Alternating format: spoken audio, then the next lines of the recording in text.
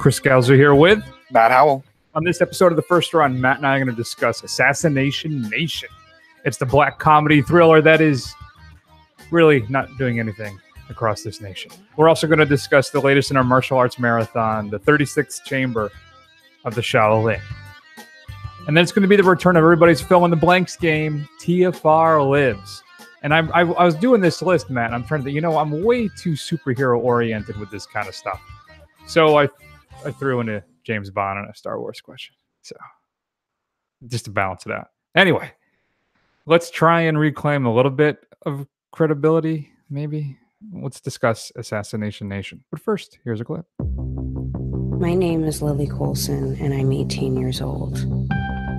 These are my three best friends, Bex, and Sarah. And this is the story of how my town, Salem, lost its mind.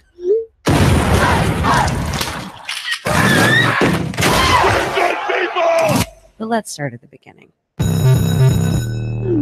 Dude, the principal got hacked. I'll give him like 5 days before he commits suicide. I'm sorry, I just don't have any sympathy for people that get hacked. For real? There's two types of people in this world. The people that have come to terms with privacy is just dead. Then there's the old people that are still trying to fight it. What do you have to hide anyway, Lil?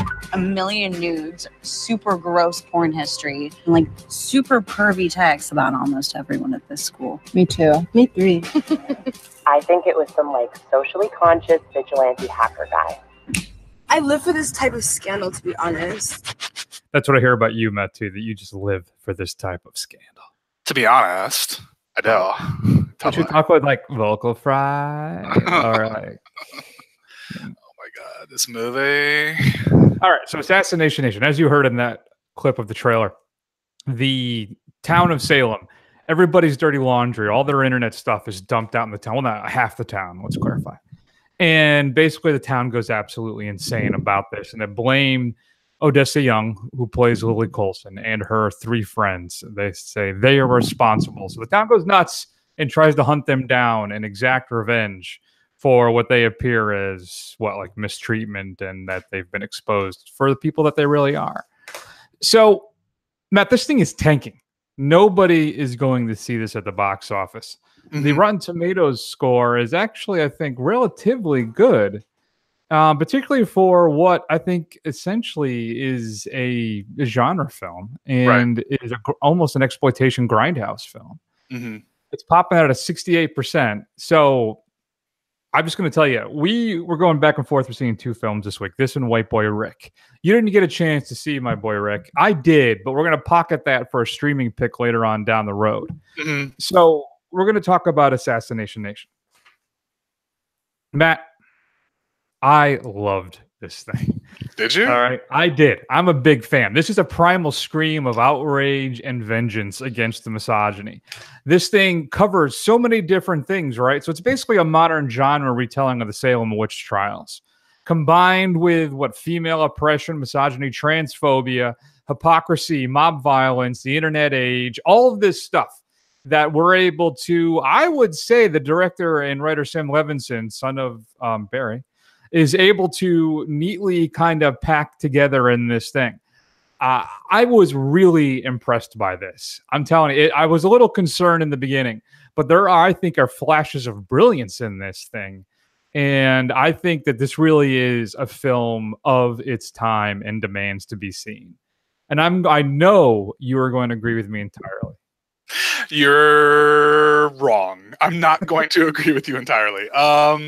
So I will say this. I do agree with you entirely in saying that Levinson tries to pack in a breadth of issues. He tries to address quite a few things, but where I'll challenge you is I don't believe I would take issue with the word neatly packaged. I think it's kind of rambling, and I don't think he knows exactly where the subject of his ire is, because it basically, the focus of this thing seems to flow and change and meld, and where he starts off in the beginning with what he's trying to say is completely different than where he ends up. And I don't know if it's completely successful. Absolutely not. It's This thing, there is one key boogeyman throughout this entire thing, and it's the patriarchy of the country.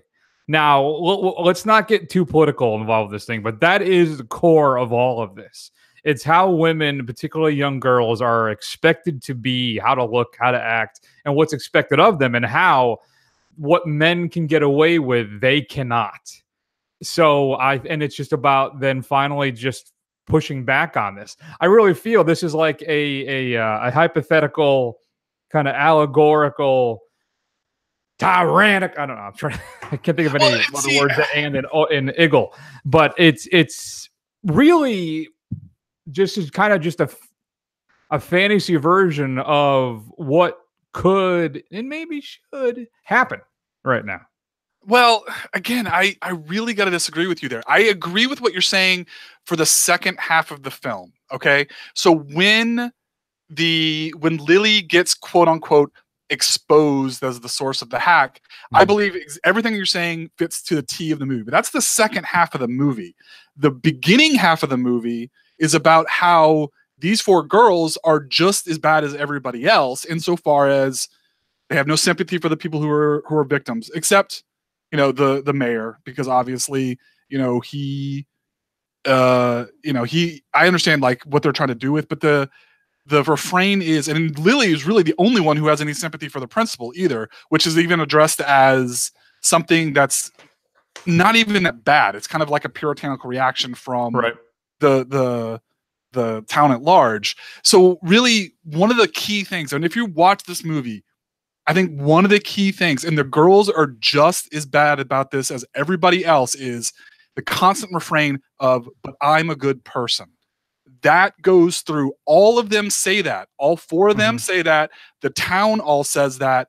And I think Chris is absolutely right insofar as what the message of the film becomes in the second half once Lily is exposed.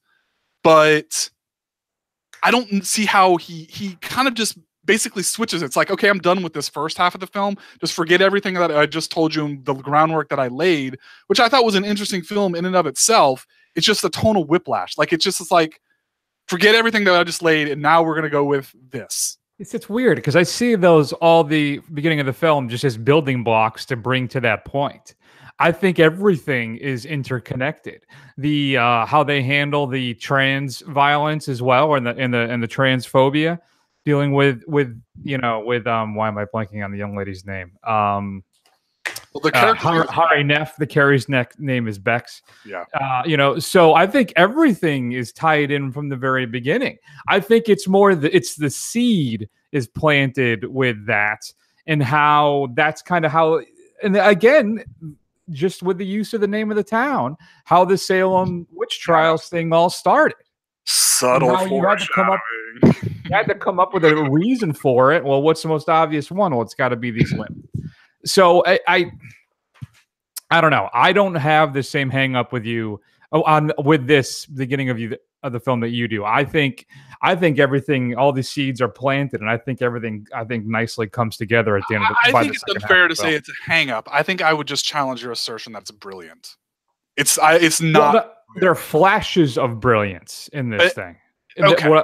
I think the use of the tracking, and technically the tracking shot at the house, I thought was exceptionally well done. Yeah, that is an awesome piece of little technique. I was like wondering, I had to take that and look that up early or later, because people will do tricks of these kind of one-shot takes where they kind of digitally seem, put in the edits, but I guess it's actually legit. So I was actually pretty impressed with that. And then the Levinson's use of color in this, and the score as well, the triple shot scenes, right, when we have the three scenes where you see what people are doing all at the same time at the exact moment.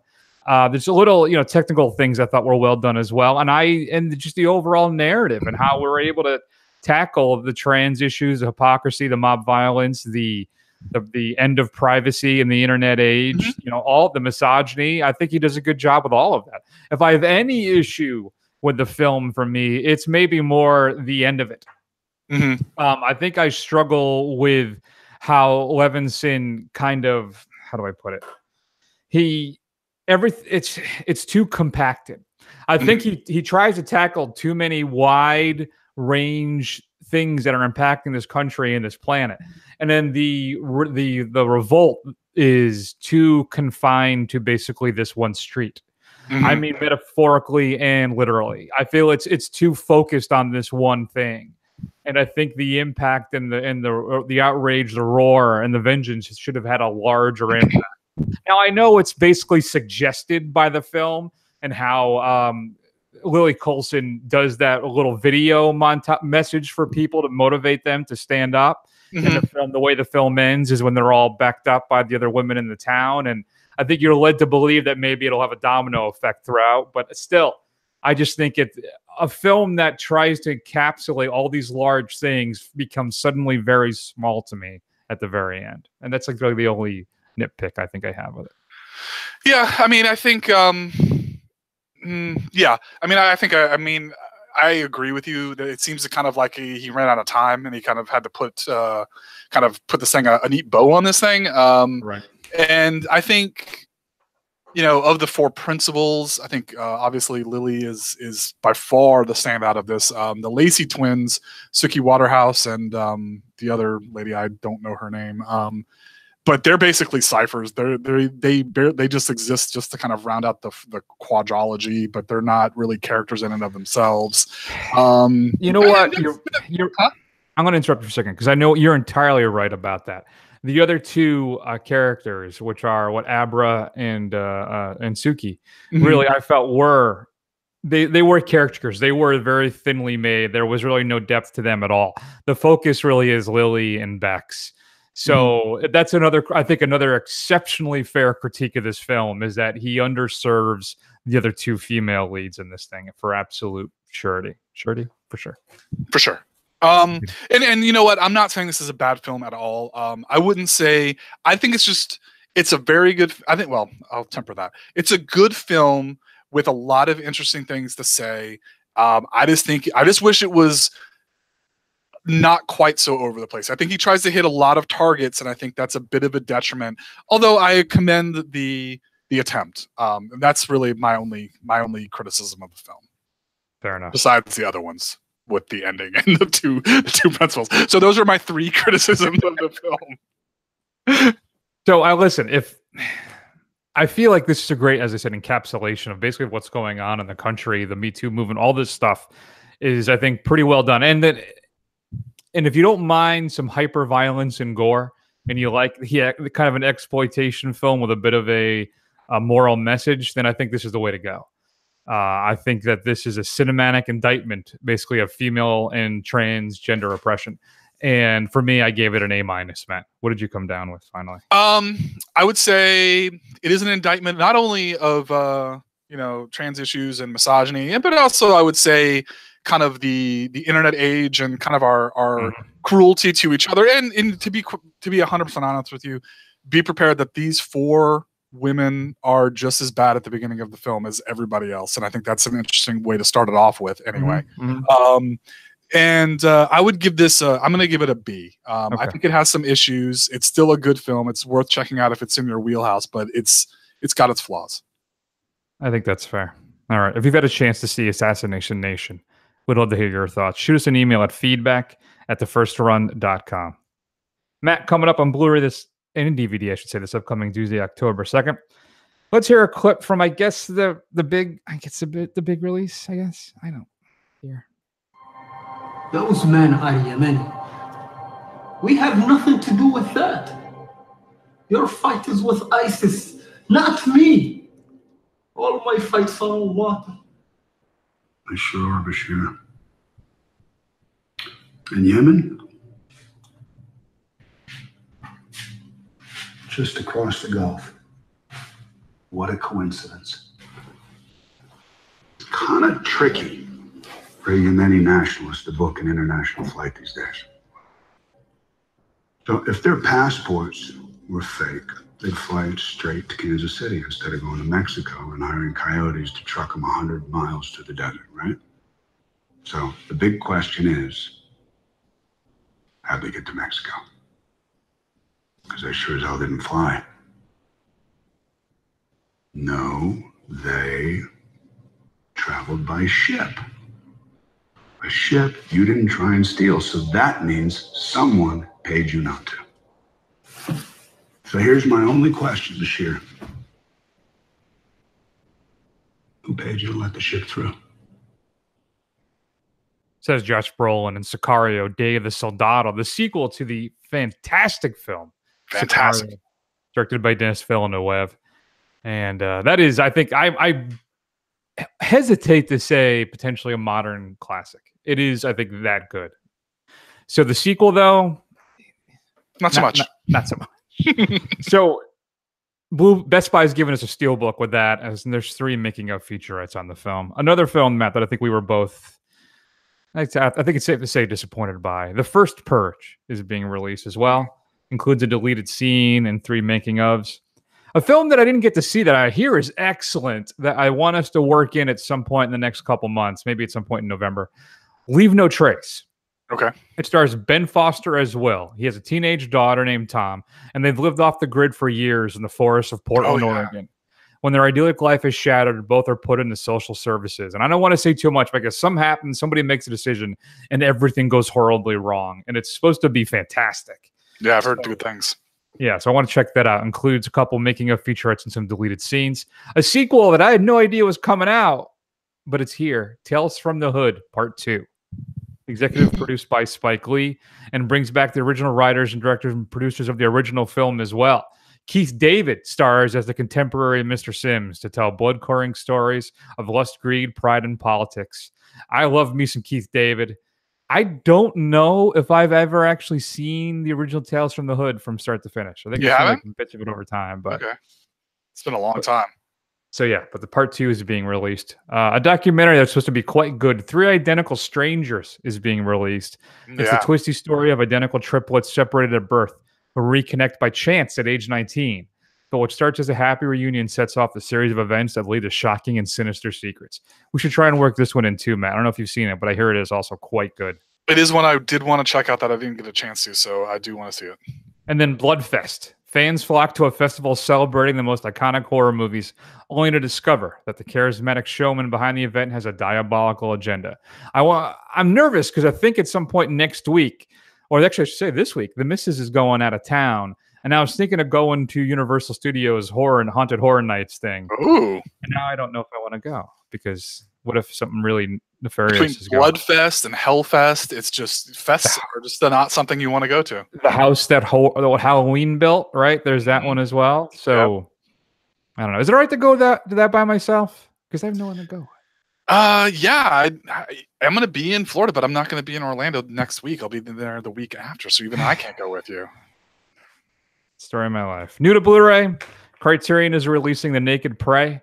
Glamorous leading man turned idiosyncratic auteur Cornel Wilde created in the 60s and 70s a handful of gritty, violent explorations of the nature of man. None more memorable than The Naked Prey. Includes a restored high-definition digital transfer, audio commentary ported over from 2007 from a prior release with film scholar Stephen Prince, and a bunch of other featurettes. And then finally, Matt, getting released on 4K for the first time, Step Brothers. Your straight-to-DVD pick of the week is The Legend of Halloween Jack. Tell me if this sounds familiar at all to you. Okay. A sleepy seaside town in England is about to learn the true meaning of vengeance. As the residents gear up for the annual Halloween celebration, little do they know that their seemingly perfect town masks a guilty secret. 1 year earlier, a group of vigilantes took matters into their own hands when the notorious criminal Jack Kane escaped conviction. After torturing and killing Kane, they buried his body in the local cornfield and made a pact to never speak his name again. Now, on the day when the veil between the living and the dead is thinnest, a mysterious apparition begins stalking the land and dishing out brutal retribution to the vigilante group. So begins the legend of Halloween Jack.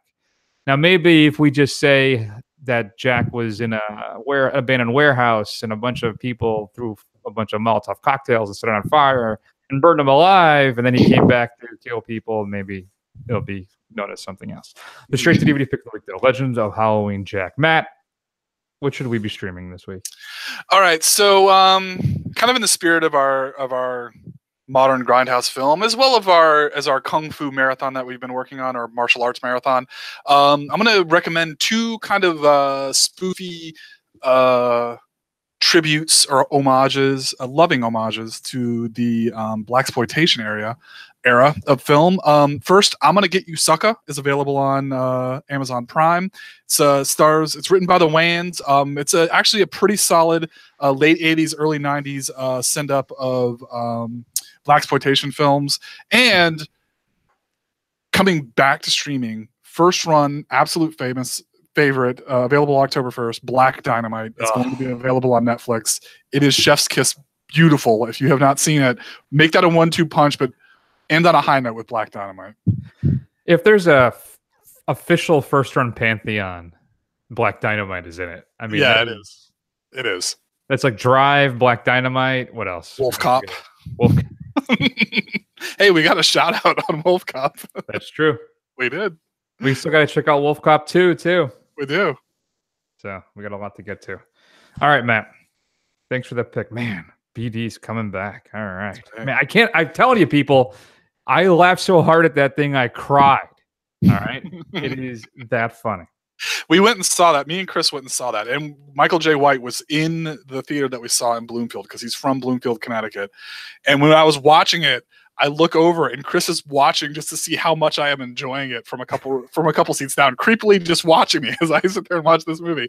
And it was that good. Like Jack Nicholson in The Departed. Basically, yeah. You're enjoying this, aren't you? Good times. All right. Let's move on, Matt, and let's talk about the next film in our martial arts marathon. The cult classic. Wu-Tang is all about these guys. Or I should say all about this film, right? Mm-hmm. So let's talk about why. I don't know if we'll get into that. Here's a clip from the 36th Chamber of the Shaolin. The Buddha tells us that in the great infinity beyond all the nothings is the emptiness of the eternal five. Sight, sound, smell, feel.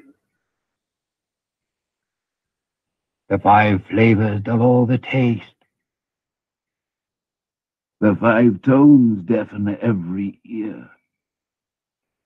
The five colors, they all blind the eye. But they do not pass. They are all eternal. All things come to us without doubt. Without wisdom, no gain. Yet gain must end. All men will be one. For there lies true peace. And happiness too. It is invisible and inaudible and quite infinite. And you all hear the sound of bells. Emptiness is sound. We hear nothing. Matt, so why don't you tell everybody at home, what is the 36th Chamber of the Shaolin all about? Sure. So Liu, he participates in a uprising against the Manchu government with his village, and that does not go well for Liu and his compatriots. So he flees to the Shaolin temple to seek refuge. God, if I could see. You'll get there. I'll get there. Where he basically learns kung fu. And then masters the 35 chambers, and he decides that he's going to create a 36th chamber, which is teach the lay person how to defend themselves with kung fu. And he goes back to seek revenge, as all these movies are. All these movies are all about revenge at some point. Yeah, I think that's an issue, right? So unlike when the last film, what's the Street Fighter, which I think had an actually new and interesting story. Right. We seem to be, this is the third time we've seen this story now in this marathon. Mm-hmm. But still, first off, ignorant people, not me, but ignorant people may recognize Gordon Liu as the head of the Crazy 88s. And he also played Pai Mei in the Kill Bill movies, or as I like to call him, Chinese Yul Brynner. Because he looks like Yul Brynner. He does look like Yul Brynner. Or maybe Yul Brynner looks like him. Liu. Yeah, exactly. Right.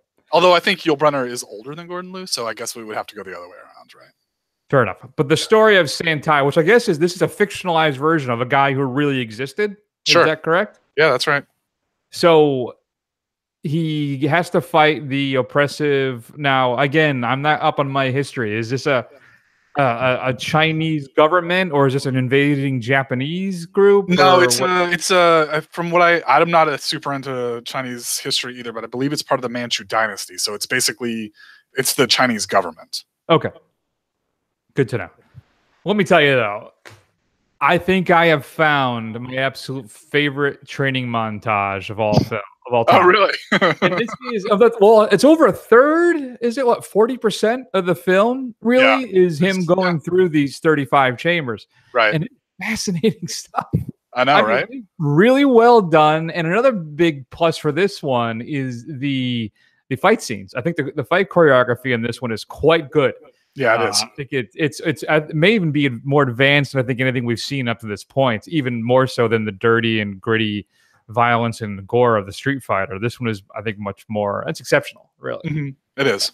So, but yeah, I don't know. I really enjoyed this one as well, Matt. It's again, it may be a plot that we've seen a few times now, but the improved martial arts fight choreography, the story was more interesting, the training montage, if you will, fascinating. I think I may have a new king of the marathon. What are your thoughts? Really? This is your king of the marathon, huh? So far? I don't know. I really enjoyed the 35 prior chambers until I got to the 36th. Yeah, and then you got the Chinese Freddie Mercury, who's a general bad guy of the whole thing. Though I don't quite get why nobody seems to bother to be able to grow sideburns. Yeah, well, it wasn't the style. All right, so but still, I loved Sentei's path in this thing. Yeah, it was just a fun journey to go on with him, and just it's at times a little goofy, but it's never not a lot of fun. Right. So yeah, I mean, this is considered a classic action film. It's really kind of laying the groundwork for what became like the Wuxia films with all the wire work and stuff like that. And it's nowhere near as elaborate as that. But it is much more of a fluid, dancey style kind of choreographed fight scenes. Whereas like Street Fighter and Bruce Lee's films, while heavily choreographed, are also a lot dirtier, I guess you would say. This seems a lot more ballet-like, and it's really interesting to watch. And as Chris said, I mean, it's got some great training scenes, just one after the other, of just kind of the stuff that he has to go through to these 35 chambers. But kind of one thing that Chris did mention, and I would say this is true in the vein as we talked about last week, this is still kind of that Saturday morning cartoon kind of feel like the 5 Venom was, but done much better. It's not as cartoony, I think. It's not as cartoony, but it's also not as kind of dirty as Fist of Fury or Street Fighter at the same time. Well, Street Fighter is a whole different level of dirty. I mean, that's a grindhouse film, really. Yeah, this is much more mainstream than that. This would be a Saturday morning, at 10 o'clock on Channel 56 out of Boston type of martial arts film. Sure. That's what this is. Yeah, no. This is not a USA Up All Night or no. No. Well, I'm surprised your love of grindhouse, pulpy, trashy cinema has displaced Street Fighter. I was expecting that to be number one going at the end of all this. I think I'm not 100%. Okay. I think I just right now I'm on the contact high of the 35 chambers. Okay, what it is. I wonder if in retrospect, when we sit down and do our marathon awards and choose our best actor, the best film, best fight scene, kind of all that stuff, that maybe Street Fighter will eventually win out. Though we're still going to do the 5 Fingers of Death, which is our last one. And then, of course, the coda, the aperitif, the palate cleanser, or the shot for the chaser, whatever it is, of the Dragon Lives Again, where he fights Dracula and James Bond, will be, kind of after that. But still, I don't know. I enjoyed it, Matt. I'm going back and forth on this. Right now, I'm sitting at... I don't know. I'm like an A minus. I can't decide. Yeah. Okay. I think maybe A minus because again, the story we've seen 3 times now. Right. Yeah. I definitely think this is an A minus film.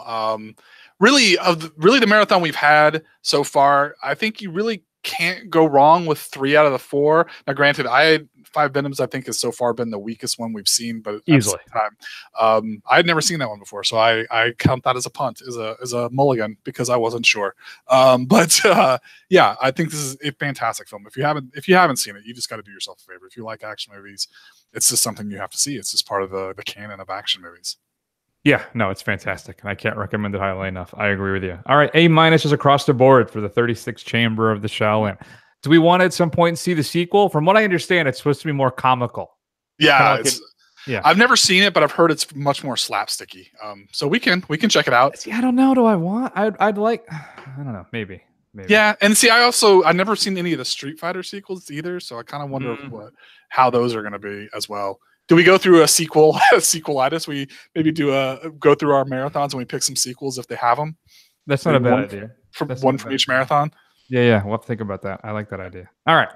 If you've seen the 36th Chamber of the Shaolin, shoot us an email at feedback@thefirstrun.com. We'd love to hear your thoughts. Of course. Of course. All right. So coming up, it's going to be the return of TFR Libs, which is our favorite fill in the blank game. I got 3 that are... Now, the more I look at them, the more I'm underwhelmed. But we'll make it work because we are professionals. So let's go ahead and hear a clip from something that drove me absolutely mad. It's funny. All that excitement in Mexico City rang a distant bell. And now, suddenly, this evening, it makes perfect sense.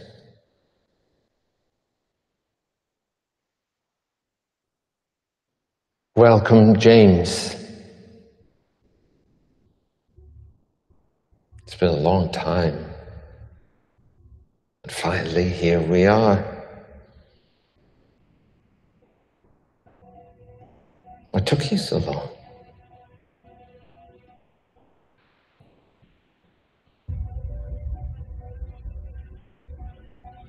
Cuckoo. Yeah, so that is from Spectre when it was revealed that Ernst Stavro Blofeld was actually James Bond's stepbrother, just adopted brother, whatever it was. Sure. When they had that trailer, again, I know I say this every time, but when that trailer, I said, if they make him like his long-lost brother or something, I am going to walk out of that damn movie. Now, Did you walk out? No, of course not. Of course but not. Still, it drove me crazy. There was no reason to do that. None. Stupid. Anyway, TFR Libs, fill in the blank. Danny Boyle Matt has dropped out of the James Bond film. They announced last week that they've hired Kerry Joji Fukunaga, who did True Detective. Yes. And also, Beasts of the Wilderness? What is it called? No, Beasts of the... Nope, I'm forgetting it now. The Netflix film with Idris Elba about the African child soldiers. Oh. No, I don't know. I don't know what Anyway, it is. It's really good. Okay. We like it. We don't know what it is, but we like it. He's directing Bond 25. Okay. So hiring Kerry Joji Fukunaga to direct Bond 25 is a solid gamble. Kerry Fukunaga, his episodes of True Detective, he didn't do them all, but he did by far the best one. And we were talking about earlier in the show, kind of a single tracking shot. There is a shootout shot in one of his episodes that is absolutely fantastic. And he has done some other episodes of TV that they've been consistently interesting. So I'm glad that they're taking a chance. I mean, it's something that we can kind of, I'm really interested to see what he can do with it, because I think he's got a good style all of his own. And you know what? No disrespect to Danny Boyle. He's a big director or anything like that, but I'm kind of happy they're giving it to some more of an untested property for the Bond film. I think it's a good place to cut your teeth. See, I don't know. No? I think hiring him to direct Bond 25, I like your answer. It's a solid gamble. I think it's initially I'm like, oh, that's an inspired choice. Mm-hmm. But now I'm leaning more towards subtle disappointment. Because we've gone this route before. We did Mark Forster, right? We brought in, and then prior to that, what was it? Sam Mendes. Right. At one point, can we get an action director? Can we get a Chris McQuarrie? Can we get a, who am I thinking? I just had it and it slipped my mind. Gareth Evans. The Right. Red Films. Right. Right. I would like to see old school, like Guy Hamilton, who directed like a bunch of the old Bond films with Connery. You know, why can't we get a seasoned action director into this thing? What about the guy who did John Wick? You know, I mean, obviously not to that level of violence, I would say, but still, part of me thinks maybe at some point I'd like for an action director to get his hands on this franchise and just deliver a pulse-pounding, kick-butt Bond film. Yeah, I don't know. I don't know why they don't do it. I don't know if I think they're maybe just too scared of, like, you know, repeating something that's already been done, kind of thing. Maybe. But we haven't had one yet with Craig, right? I don't think. I mean, Casino Royale, I guess, was close to having a real action-y director because he had done GoldenEye and Martin Campbell, and he'd done the Zorro film, I guess. But still, I just want one of these guys to get his hands in that toy box and then just go nuts, just once. You know, maybe it's Craig. Maybe he likes to work with auteurs, and then the next Bond we get, Idris Elba will make his own choices of who it will be. I don't know. I'll just start. I don't know if maybe it's stop trying to chase legitimacy or Oscar bait, I guess, and then just embrace what it is, and just kind of go all out and go that way, and let the people love you. Is our love not enough, kind of thing? Exactly. Yeah, that's how I feel about it. What you got? All right, so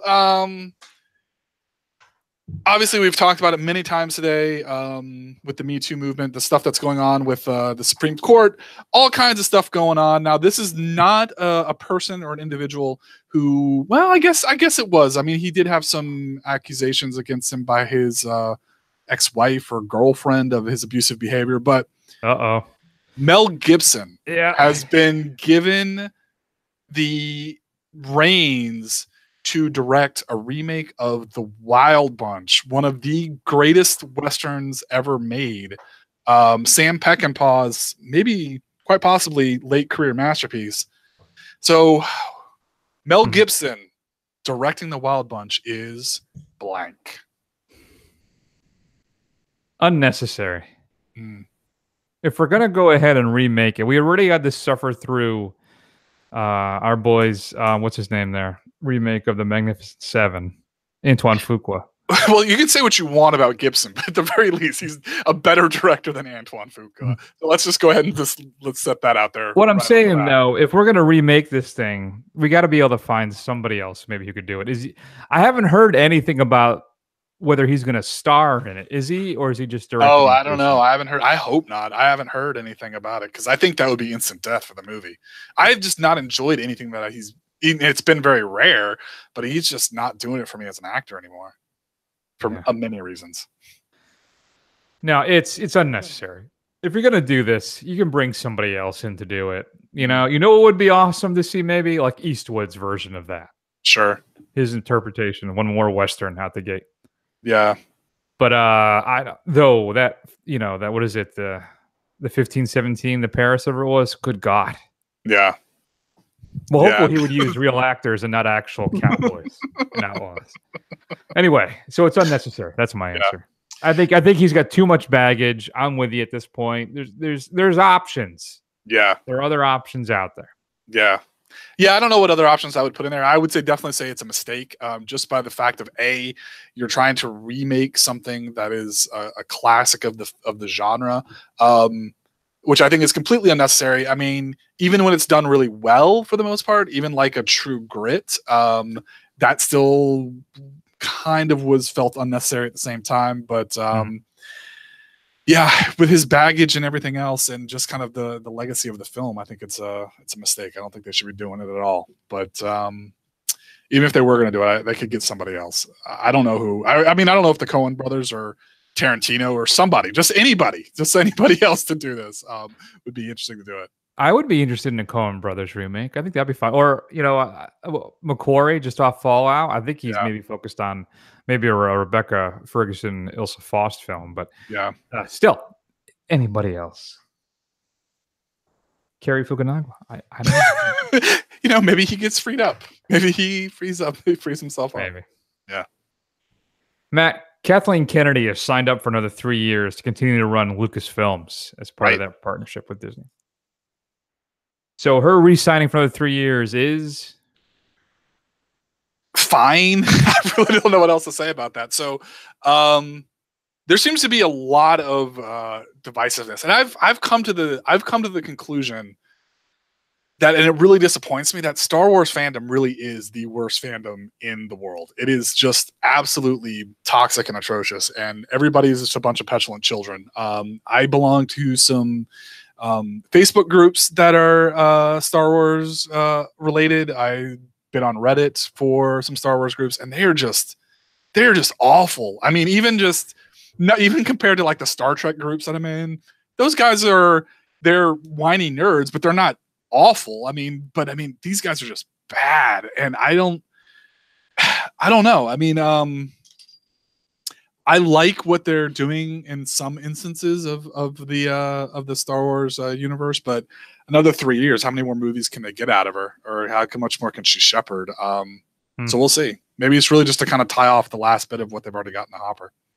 So are they going to say, they've said they're going to slow down on the films too, right? Right, they have. Bob Iger said is maybe 1 a year, 2 a year is too many. So what about, so we're going to get Boba? Are we still going to get a Boba Fett film? I hope not. I don't really want one. No, not really interested. I'm not super interested. Being limited and mysterious. Yeah, I don't know really what they could do with that.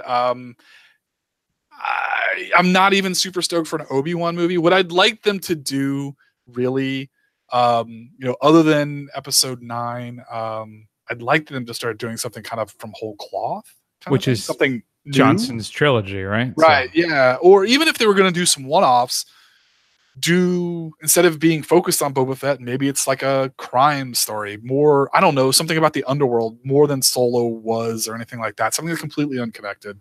I don't know. We'll see. Okay. What do you got for me? All right. So I don't think I answered, did I? No, you didn't. So I think her setting up I agree with you. It's fine.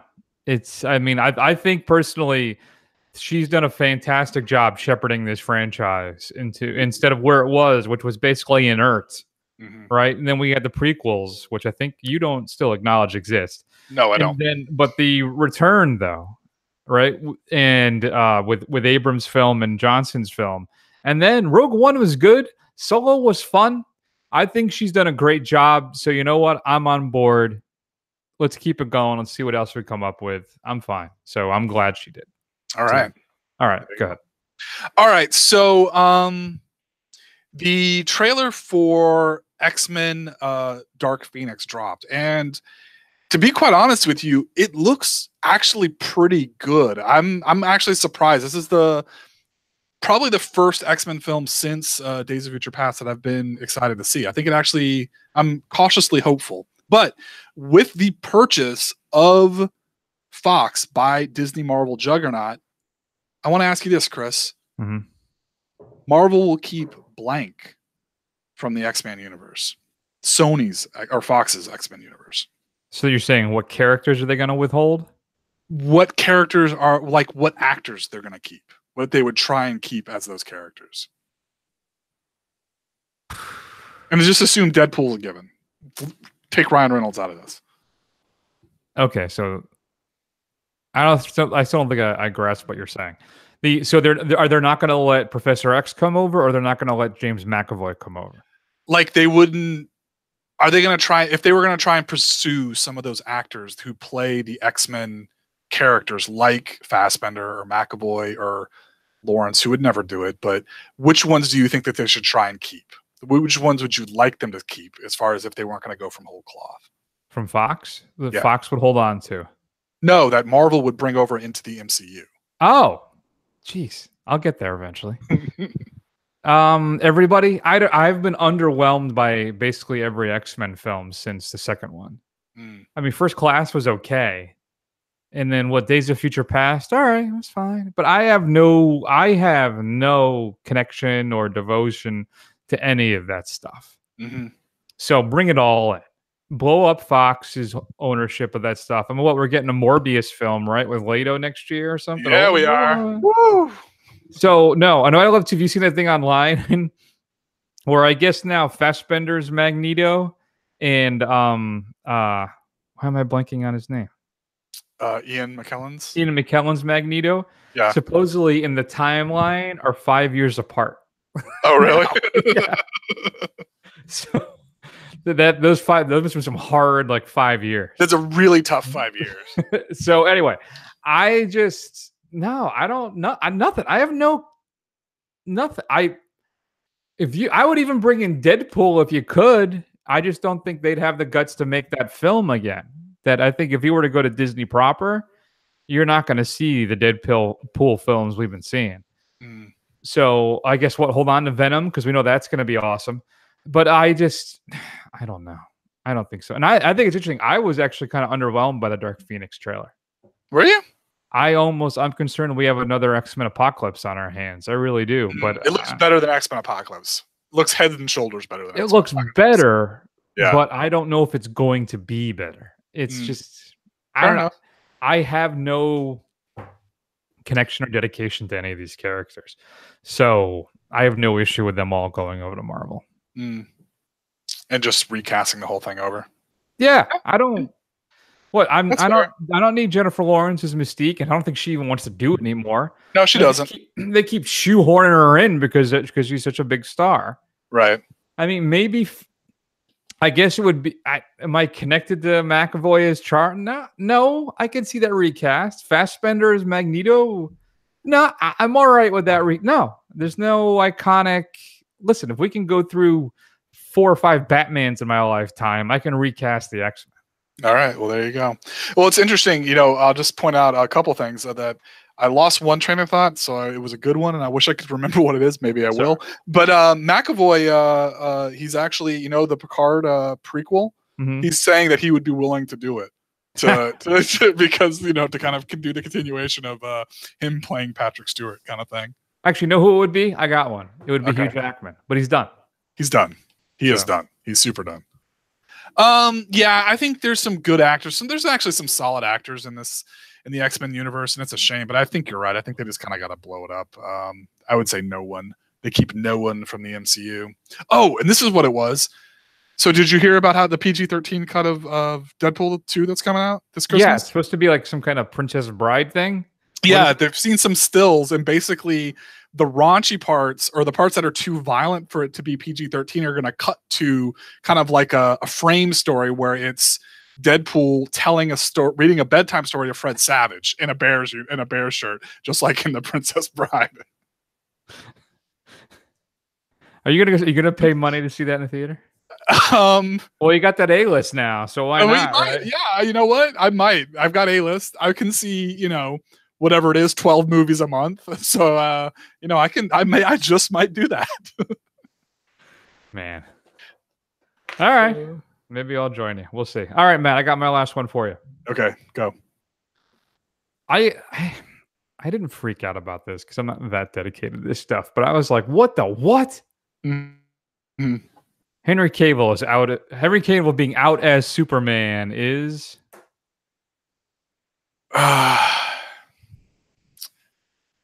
concerning. Let's just say that. I will say I don't understand what DC is trying to do here. If they're trying to create this kind of expanded universe, right? And the whole foundation of these things, what Marvel did, and the part of the allure is that you have the same characters, the same actors playing the same characters in all these films, and everything's interconnected. So now they're getting they've lost their Batman. We'll just go ahead and say Affleck's out, right? Mm-hmm. They're losing their Superman for their extended universe. Really, Gal is the only solid part where we have yet to see how Aquaman's going to go. I'm a little more confident when I watch the trailer on the big screen, so maybe the latest one that I saw would have been part of the movie I just saw. We'll see, but I don't know. Man, how many times can you watch Momoa yell, "Yeah, my man"? So I don't know. All right. So I mean, it's very concerning. I mean, honestly, what I would love to see them do, I think they should just say, we made good effort, A for effort, guys. let's just scrap this DCEU thing. Let's just make some standalone films, stick with Gal, and then try again in a few years after the bad taste has left everybody's mouth. First off, it's a D for effort, all right? Not an A for effort. I'm trying to give him the benefit of the doubt here. And I think that Cable out of Superman is a contract play. You think so? He wants, I guess, a big payday for a little cameo in Shazam. And let's put it this way. Cable could be a fantastic Superman. He has not been given good scripts or films to work on. He has been given substandard material. He has been impacted by what he's had to do. There are moments in Man of Steel where he absolutely nails it. But again, he's even underserved by his own movie. I think he talks in that thing a total of 20 minutes, and it's like 2.5 hours long. So it's just, I don't know. I think, though, my hope, I guess, is that it's a contract ploy. That Henry Cavill out of Superman is a contract ploy. And that he will come, because he posted a little thing on Instagram, like 2 hours, 3 hours or later that day, of him holding up a Superman toy. Right. So I don't know if I'm hoping it's all just contract BS. And then I guess it was announced this weekend that Zack Snyder in his DCEU Ultimate long plans that he was going to kill off Affleck as Batman. It's right. So I'm curious on when that would have been. I guess he'd have to, because if everything had worked out and everything was great, Affleck would have been too old at some point. Right. So they would have had to have reckoned with that, and I guess that would have been the plan. But I don't know. Oh, do you know the other thing too, that the Robin costume in BVS is Dick Grayson? Oh, it is? The dead one is Dick Grayson? Yeah, it's Dick. It's not Todd.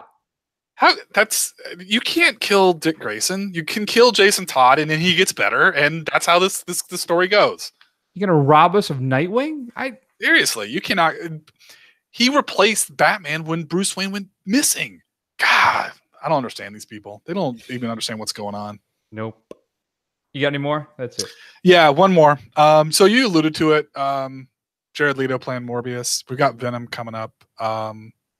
So Sony's Spider-Man villain shared universe minus Spider-Man will be a blank.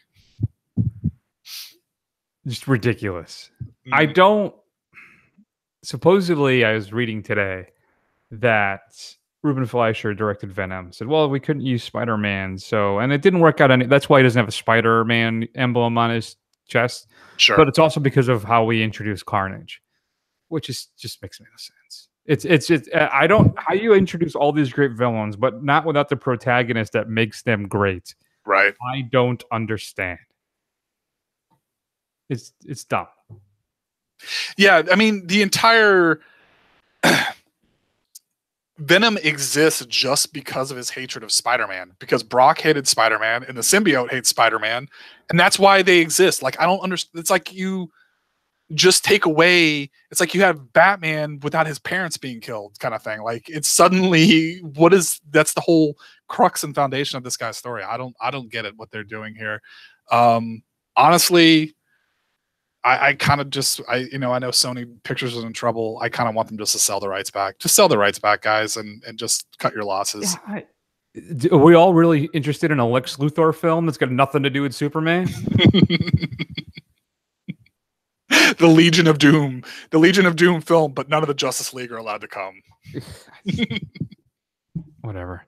All right. So those are your libs, folks. Mm-hmm. How would you fill in dem blanks? Shoot us an email at feedback@thefirstrun.com. We'd love to hear your thoughts. Next week, Matt. Okay, next week, I'm not even sure where to begin for next week. So it is going to be Mandy. We are doing what's supposed to be the most insane film of the year, Nicolas Cage, where the love of his life was, I believe, murdered by a cult, and he is seeking vengeance. And it is supposed to be an absolute... I think we're supposed to take drugs before we watch it, is what I've been told. I'll try and go find some. So we'll see what we can do. I'm in Tampa. I'm sure I can find something. You should be able to walk down the block and be fine. So we're gonna do that, and then we're gonna wrap up the marathon with our 5 fingers of death. Not our 5 fingers, but just the 5 fingers. And then Matt, AKA King Boxer. Okay, You put in 5 fingers, it will come as King Boxer. I'm glad you said that because I may not have known that. Hey, there's a dog around. Yeah, there is a dog. Jimmy. So then we'll also do our martial arts. Are you be prepared to do the martial arts wrap up? The Marathon Awards? Yeah, sure. All right. So we'll be doing that all next week. It's going to be a fun one. So as always, you can check us out at thefirstrun.com. Find us on Instagram, Twitter, Facebook. Am I forgetting one? YouTube. Scroll. Eventually you will find us. And go to Apple Podcasts and give us a review. I know you're a big fan. That's how other people, it helps them find us. You can also hear us on Stitcher and tune in too. Don't forget that. So let's take an extended break, Matt, and we'll see you soon.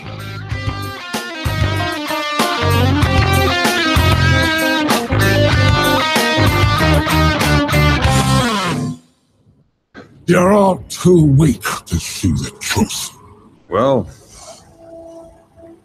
I believe in truth. But I'm also a big fan of justice.